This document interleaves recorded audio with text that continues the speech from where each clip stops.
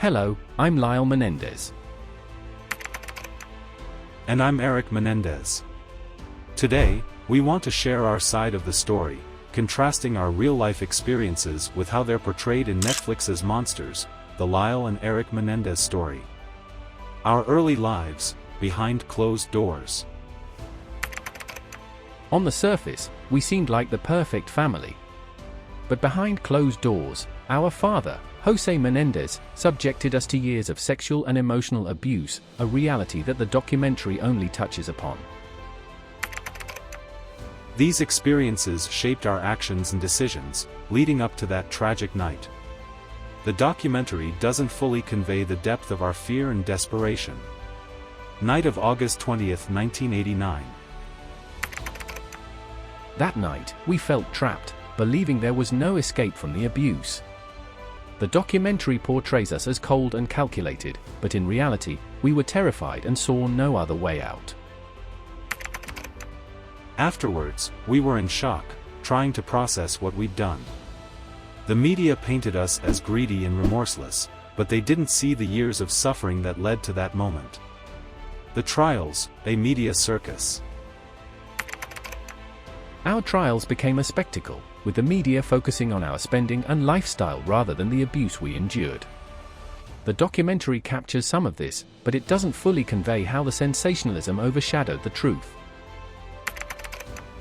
Important evidence, like a letter I wrote to my cousin detailing the abuse months before the murders, was overlooked. This letter wasn't discovered until years later, and it's not mentioned in the documentary. New evidence, voices from the past. Recently, former Menudo member Roy Rossello came forward, alleging that our father sexually assaulted him when he was a teenager.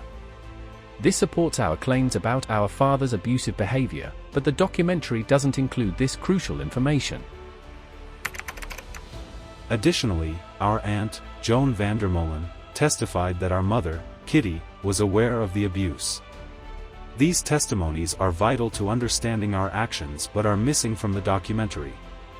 Life in prison, seeking redemption. Since our conviction, we've sought to better ourselves. I've earned a degree and work to help other inmates.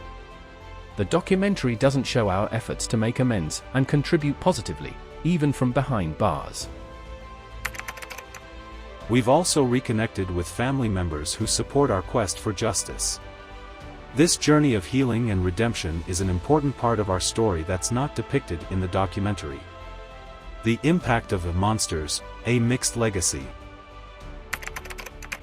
While Monsters has brought renewed attention to our case, it contains inaccuracies and dramatizations that don't reflect the full truth. For instance, the series suggests an incestuous relationship between us, which is completely false and deeply hurtful.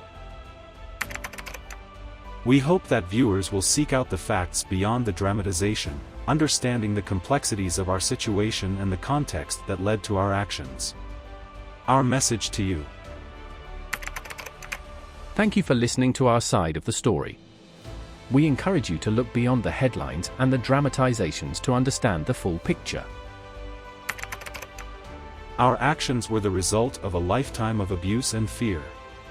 We hope that sharing our experiences will shed light on the realities of domestic abuse and the importance of seeking help. Seek help before it's too late.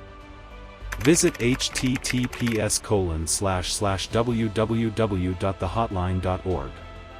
Call 1-800-799-SAFE 7233. Or text START to 88788. Thank you for watching. If you or someone you know is experiencing abuse, please reach out to the resources provided. Your voice matters. Disclaimer: this script is a fictionalized account intended for creative purposes and does not reflect the actual views or statements of Lyle and Eric Menendez.